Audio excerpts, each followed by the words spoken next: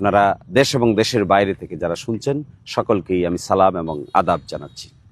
দেখেন, আজকে খুব সিরিয়াস বিষয়ে আমি কথা বলবো। প্রশাসনকে বলবো, উপযুক্ত পদক্ষেপ যদি নিতে না পারেন তাহলে নির্বাচন পরিচালনা করতে পারবেন না। আর উপযুক্ত পদক্ষেপ যদি নিতে চান তাহলে আপনারা দেখান যে আপনারা উপযুক্ত পদক্ষেপ নিতে পারেন। এক নম্বর কথা বলছি আপনাদেরকে। এক নম্বর কথা হলো, অবশ্যই আপনাদেরকে দলীয় পদে থাকা ব্যক্তিদেরকে প্রিজাইডিং অফিসার, পুলিং অফিসার পদ থেকে বাদ দিতে হবে। আমি আশা করব দিরাই এবং সাল্লায় যে তালিকা করেছেন এর মধ্যে একটা অভিযোগও যদি আসে যে দলীয় কোনো পদে আছেন তাহলে তাদেরকে আজকেই বাদ দিবেন, ট্রেনিংয়ে ডাকবেন না। ট্রেনিংয়ে ডাকার দায়িত্ব আপনাদের না। কেন আপনারা ট্রেনিংয়ে ডাকবেন? ডিএসবি, এনএসআই, যত গোয়েন্দা বাহিনীর রিপোর্ট আছে, একটা লোকও যদি দলীয় পদে থাকা এখানে আসে তাহলে আপনারা তাড়াতাড়ি তালিকা করে তাদেরকে বাদ দিবেন এবং কোনো ধরনের কোনো সাবটারফিউজ, কোনো ছলচাতুরির আশ্রয় নেবেন না। স্পষ্ট দেখাতে হবে যে একটা নিরপেক্ষ নির্বাচন করার ক্ষেত্রে আপনারা সিরিয়াস।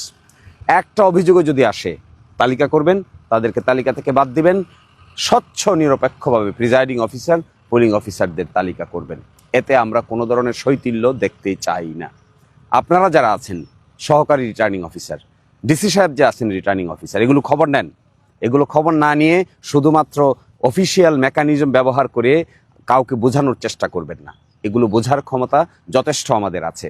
আমি কিন্তু এখনও আপনাদেরকে খুবই শালীনভাবে অনুরোধ করছি, আপনারা তালিকাগুলো নেবেন। দলীয় পদে আছে কে তার তালিকা নেবেন।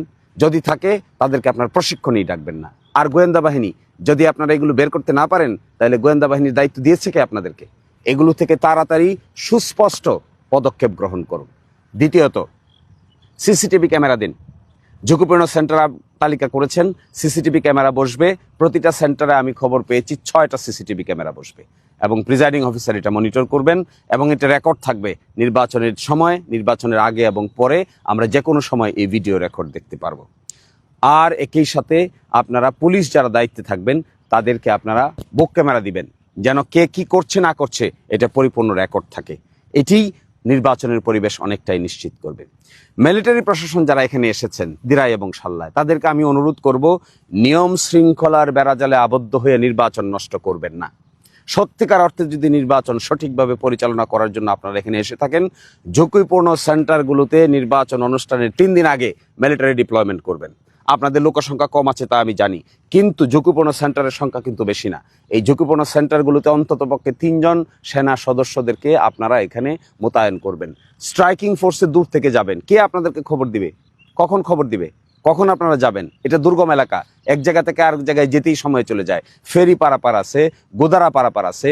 এগুলোকে আপনারা আমাকে কেউ কেউ বলেছেন সাবস্টেশন করবেন, করেন সাবস্টেশন করাতে আমাদের কোনো আপত্তি নেই। আপনারা একটা সেন্ট্রাল স্টেশন করেন, সাবস্টেশন করেন। এরপরে এই অঞ্চলের মিলিটারি কমান্ডিং দায়িত্বে যারা আছেন তাদের দৃষ্টি আকর্ষণ করছি আমি। আপনারা যারা শান্তিগঞ্জ থেকে এগুলো নিয়ন্ত্রণ করার জন্য আসছেন, শান্তিগঞ্জ থেকে দেখবেন। দিলাই থেকে যারা নিয়ন্ত্রণ করতে আসছেন সেই মিলিটারি কমান্ডার দিলাই থেকে দেখবেন। সাল্লা থেকে যে নিয়ন্ত্রণ করতে আসছেন সেই মিলিটারি কমান্ডার সাল্লা থেকে দেখবেন বলে আমি আশা করি। আপনারা সাবস্টেশন বানান, আমাদের কোনো আপত্তি নাই। কিন্তু ঝুঁকিপূর্ণ বা অতিরিক্ত ঝুঁকিপূর্ণ হিসেবে অল্প কয়েকটা সেন্টার আপনারা তালিকাভুক্ত করেছেন। ওই সেন্টারগুলোতে অন্তত 2 জন 3 জন মিলিটারি হলেও নির্বাচন অনুষ্ঠানের 2 দিন আগ থেকে, অর্থাৎ 10 তারিখ সকাল 7:30টা থেকে আপনারা সেখানে অবস্থান গ্রহণ করুন। আপনাদের এই ঝুঁকিপূর্ণ সেন্টারগুলোতে অবস্থান গ্রহণ করার মেসেজ সারা দিরাই সাল্লায় ছড়িয়ে যাবে যে নির্বাচন সঠিক অনুষ্ঠান করার ক্ষেত্রে আপনারা really sincere, really you are sincere.